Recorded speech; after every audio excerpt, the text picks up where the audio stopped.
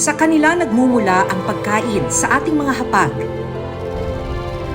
Nagbibigay serbisyo at mga pangunahin nating pangangailangan.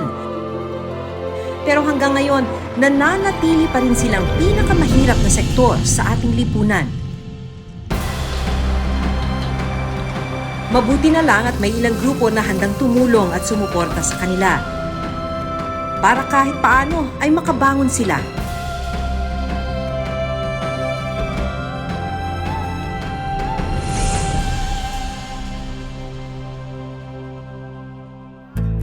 Sa kainang ito sa Malabon, bida ang iba't ibang seafood recipe. Nakabilao ang specialty nila rito tulad ng baked tahong, garlic butter shrimp at chili crab.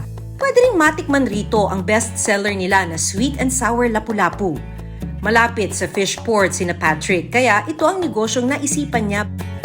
Almost 6 years na kami sa hanap buhay ng seafoods at marami kaming nakakasama ng mga fisherman. Sa nagpupunta sa gitna ng dagat o malayo para makaangkat tayo ng pinambebenta natin na pinagkakakitaan.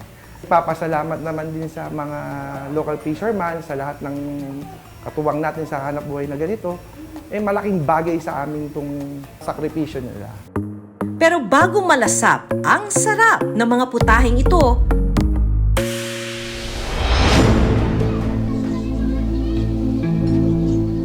matinding hirap ang pinagdaraanan ng ating mga mangingisda.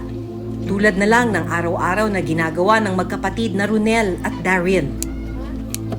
Pagkatapos maghanda ng pain, diretso na sila sa paglaot.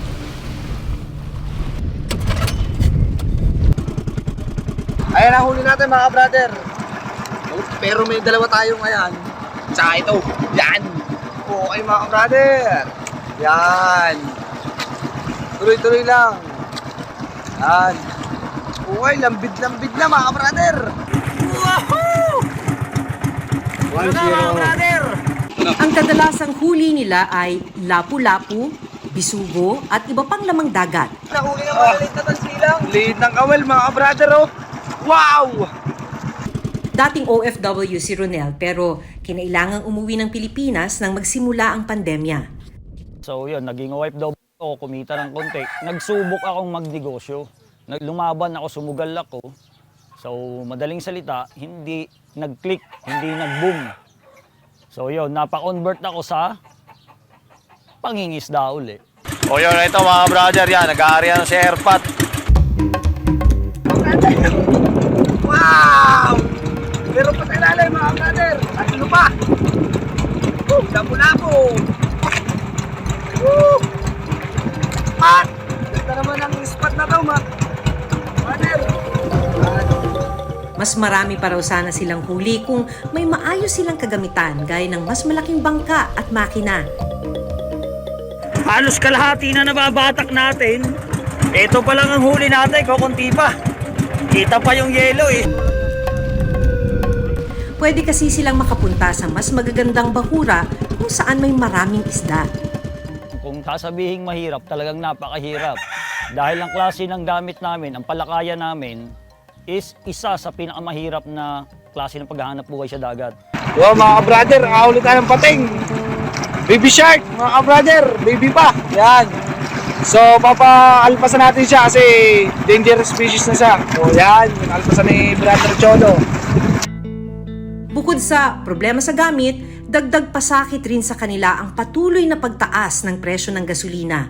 Halos wala na raw natitira sa kanilang kinikita, lalo pat hiram lang ang kanilang puhunan sa kanilang amo. Kasama na doon ang gasolina mo, pain mo, itong lahat na, itong baon mo paglaot, kasama sa bayad sa mga nagtatrabaho. Yun po ang ibinibigay ni Kasa. At pagdating mo naman, tatanggalin po yun sa kinita mo. Nung araw na sinundan namin sila, naibenta nila ang kanilang huli sa halagang 4,000 pesos. Pero ibabawas pa rito ang puhunang pinahiram ng amo. Kaya aabot lang sa tig 500 pesos ang parte ng bawat isa sa kanilang magkakapatid. Yung pagod sa maghapon, sa klase ng hanap buhay namin, is halos konti na lang, nasobra na lang ng kaunti sa halos ng pangkain namin sa araw-araw. Halos panutukod lang. Madalas na hindi raw sumasapat ang kanilang kinikita sa halos isang buong araw sa laot. Halos talaga ng buong gastos mo is wala kang may survive. Halos pang ulam lang. Naka-experience ako niyan. Kami ang number 1 provider nitong pagkain, pero nadating sa point na kami ang walang makain.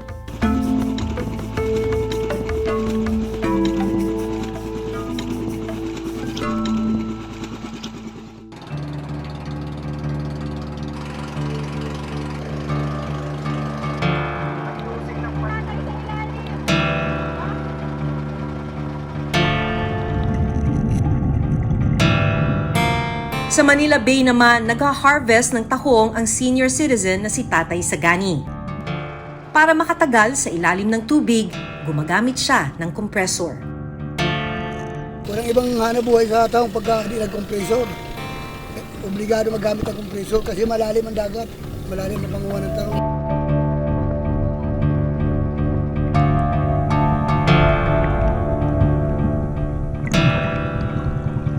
Medyo malalim ang dagat.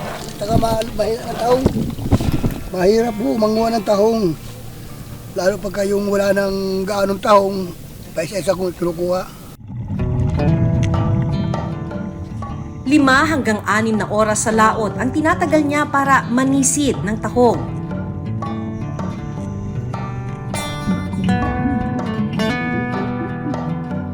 Yan, pagdating sa laot, nagkaporma na yung mga gamit namin. Napakahirap. Pero sa akala nila, yung hanap buhay namin madali lang. Pero napakahirap para sa amin. Halos 5 dekada nang sumisisid si Tatay Sagani pero hanggang ngayon, hindi pa rin sila makaahon sa hirap. Yung tulad niya, nung mag-harvest ka ng taong, yung mamuhunan ka ng pera para magkaroon ka ng sariling hanap buhay. Yung napakahirap no sa amin. Sa kanyang edad, delikado rin ang ganitong hanap buhay lalo na kapag malakas ang hampas ng alon. May mga pagkakataong muntik na rin siyang madisgrasya.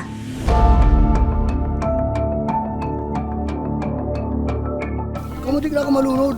Diyan, isang araw. Nahilo ako. Kaya pagka mahina ang resistensya mo dito, pagka sigurado madidisgrasya ka. Kaya mahirap ang maging maninisid. Pagpatak ng 1:00 ng hapon, kailangan na nilang bumalik sa bagsakan.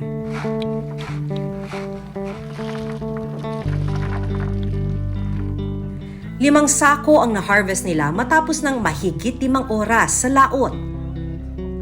Palilinisan muna ito bago ibenta sa bagsakan.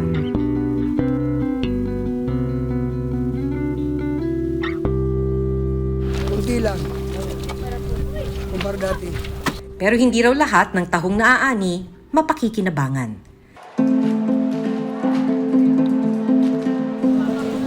Ako marami sa pero maraming natatanggal. Yung mga kinuha namin sa laot na tahong, hindi lahat mapapakinabangan. Kasi ito, mga basag na, at saka yung mga matay. Yan, bawat na yan sa nakuha namin 5 sako, bali, kunti na lang matitira dyan, 10,000 piso ang tansya niyang kikitain mula sa inan. Pero marami ang ikakaltas dito. Mabawasin lang ang gastos, yung mga konsumo sa tao, kasi yung parte ng mga tao. Ito, hindi pa man nagbinta taong, inaabunuhan, babayaran ko na sila. Maglalabas na ako ng pera para mapasahod ko ang mga tao. Kaya madalas, sa pangungutang siya kumakapit. May makakapagpuhunan ka rito pero kailangan kumuha ka ng 5-6 o kaya mangungutang ka. Ang tanong, pag nakapangutang ka naman, saan ka naman kukuha ng pang-araw-araw na hulog mo? Mahirap. Hindi rin araw-araw na may siguradong ani si Tatay Sagani. Kung pagka walang taong, wala kami. Nung nag-retide nga rito, napabalita ang retide. Di walang taong, walang kumakain ng taong. Mahirap yung pagka walang taong. Kapot pa ho talaga. Kami ang nagbibigay ng, nag-supply ng taong, pero pagdating ng araw, halos wala pa kami makain. May araw na minsan, pag nagsamaan tubig, namamatay ang taong, yun ang pinakamasakit sa amin. Wala na kayong mapagkunan sa araw-araw. Yung may utang pa kayong babayaran. Kaya hiling ni Mang Sagani, sana raw ay matulungan naman ang mga kagaya niyang mangingisda.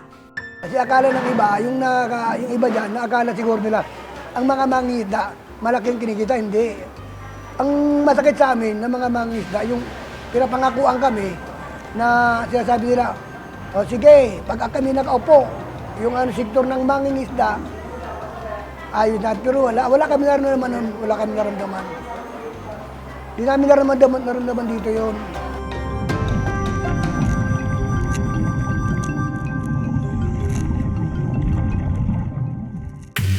Susunod, sa restaurant na ito ni Chef Rolando at Chef Jackie Laudicho, matitikman ang iba't ibang masasarap na putahe. Pero ngayong araw, mas espesyal daw ang kanilang ihahanda. Ang gagamitin kasi nilang sangkap ng mga prutas at gulay na bili nila mula mismo sa mga magsasaka. Literal na farm to table. Pag nakita mo kung ano yung available from the farmers, Yes. iniisipan mo Yes, ng exactly. produkto, ng Yes. pagkain na Oo. pwedeng iluto. So kung ano yung mga ingredients na oversupply, either we incorporate it in our current menu. Kung wala, edi gagawa kami ng special dish.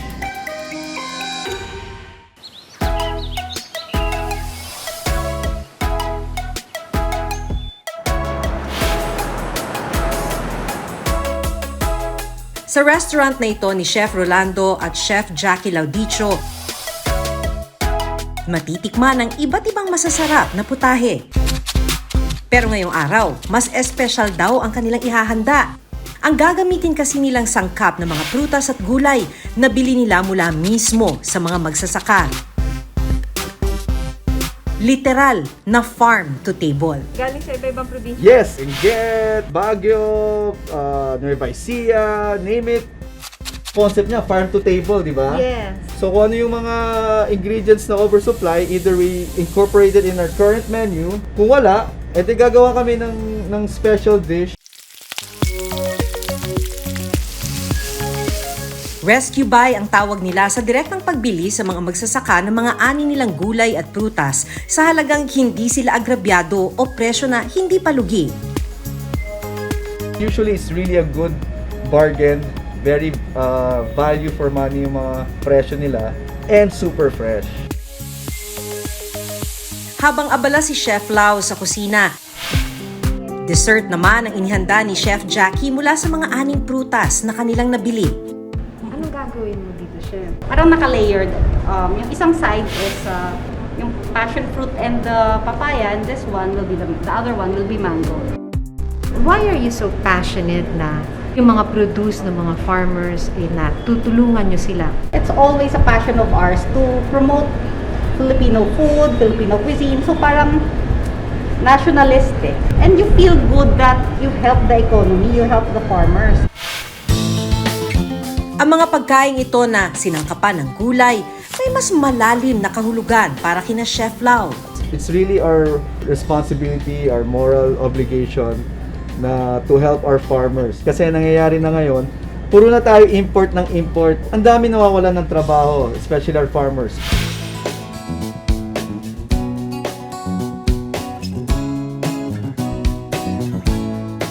So itong patatas, ang ginawa natin dito is we made a Frankfurter croquetas. The kamote is stuffed with some mozzarella. Yung grilled cauliflower and corn rice, green beans na ginrill din namin. Bagoong dressing. Yon. Sinimulan ko nang tikman ang mga inihandang pagkain ni na Chef Lau. It's very That's the bintong, yung Japanese na Yes. sweet It's potato. very sweet, pero because of this, hindi siya ganun katamis. Yung hindi nakakaumay yung tamis niya. Yes. Alam mo ako, Chef, mahilig ako sa bagoong. Ah! Perfect.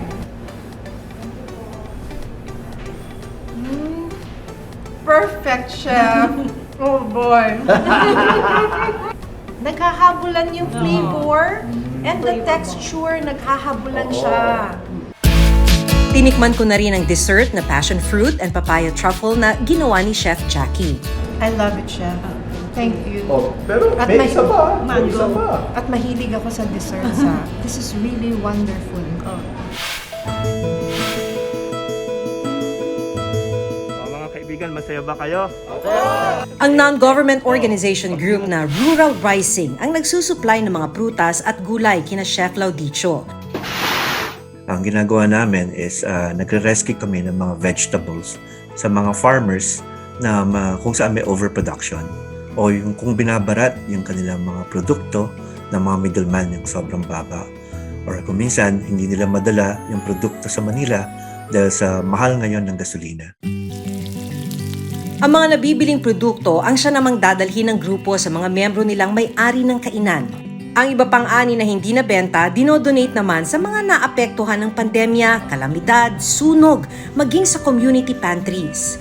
Kung sinong farmers na lumalapit, lalo na kung talagang emergency situations, we go to the farmer and buy what we can, like tonelada, isang buong truck, and we pay the farmer the right price. Kabilang sa mga magsasakang tinutulungan nila si Ernie Galietes sa Villasis, Pangasinan. Malaking problema raw nila ang mahal na binhi, pataba at fertilizer. May mga pagkakataong ang ani nilang mais, binabarat din ng mamimili. Marami pong piste po yung pananim po namin. Kaya doble, triple po yung gastos po namin sa mga fertilizer. Problema rin nila ang papataas na transportation cost, dala na rin ang mahal na presyo ng krudo. Minsan, nababaon din sila sa utang.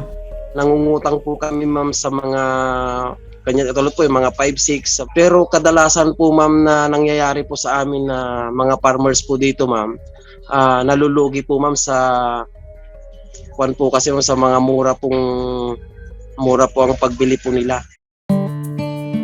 Kaya malaki ang pasasalamat nila sa mga gaya ni na Chef Lau at Rural Rising na tumutulong sa kanila. Kasi sila po yung nagbigay po ng mataas na halaga po sa mga inaani po ng mga farmers po dito. Pero aminado ang Rural Rising na marami pang magsasaka ang nangangailangan ng tulong. Pinakamalaki nakikita namin is marketing.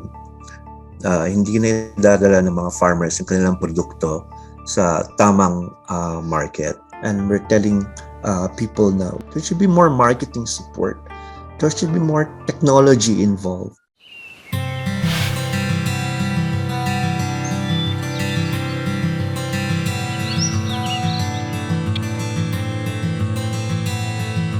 Ganito ang matagal na ring problema ng mga magsasakang Aita sa Porac, Pampanga.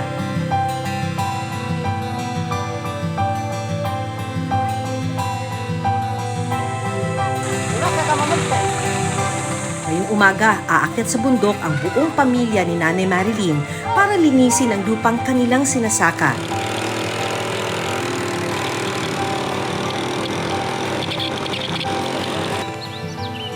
Dalaga pa lang daw si Nanay Marilyn, namulat na siya sa pagtatanim.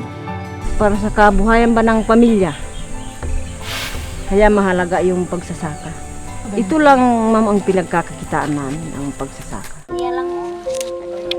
Ang mga marginalized sector tulad ni Nanay Marilyn hindi nararating ng ilang basic services. Hindi rin nakapag-aral ang karamihan sa kanila. Kaya may mga pagkakataong niloloko sila sa presyo o binabarat ng mga bumibili. Pati lupang sinasaka nila nanganganib ring mawala sa kanila. Mawalan kami ng taniman. O paano na yung mga anak ko at saka mga apo kong wala na kaming taniman. Magugutom na, siyempre wala ka ng taniman. Maghihiram ka na naman sa may mga lupa.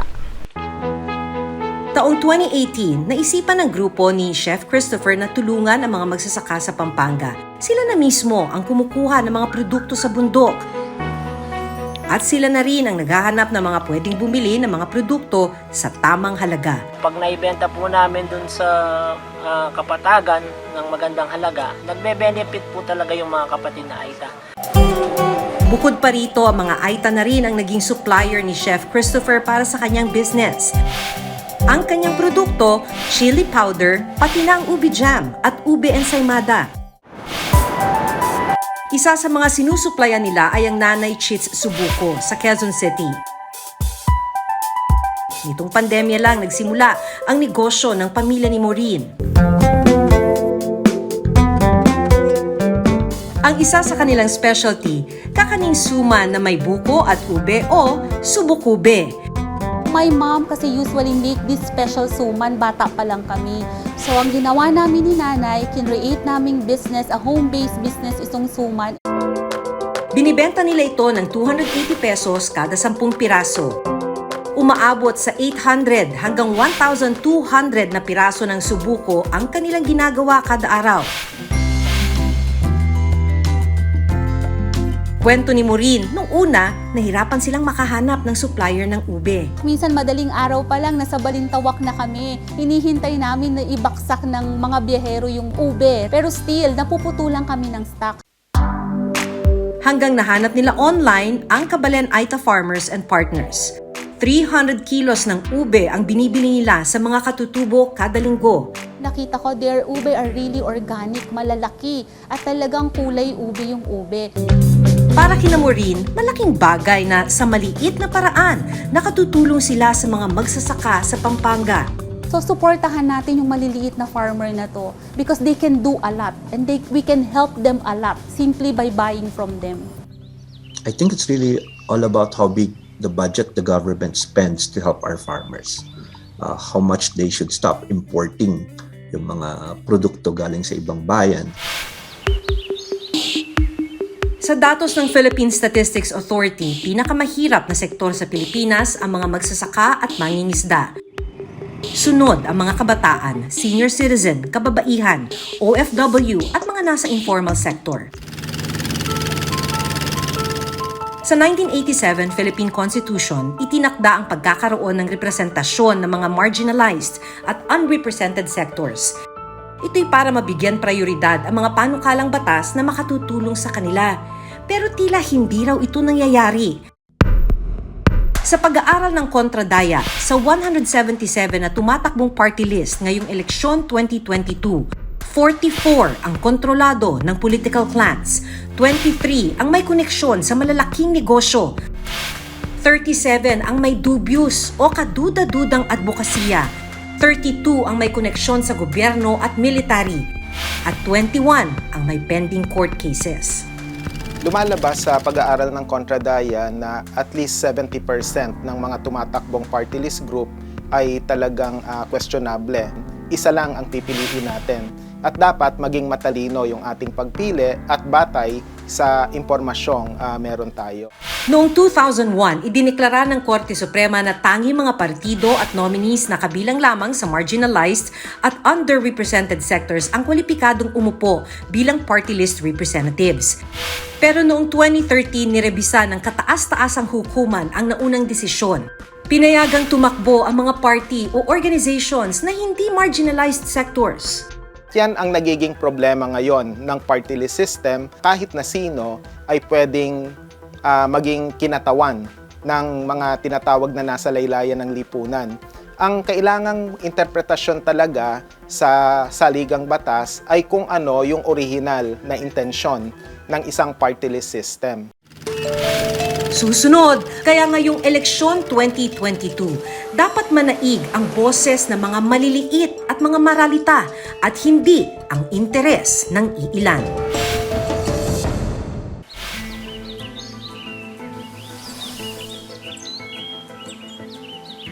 Malaki ang ambag sa ating hapag ng mga magsasaka, mangingisda at iba pang sektor.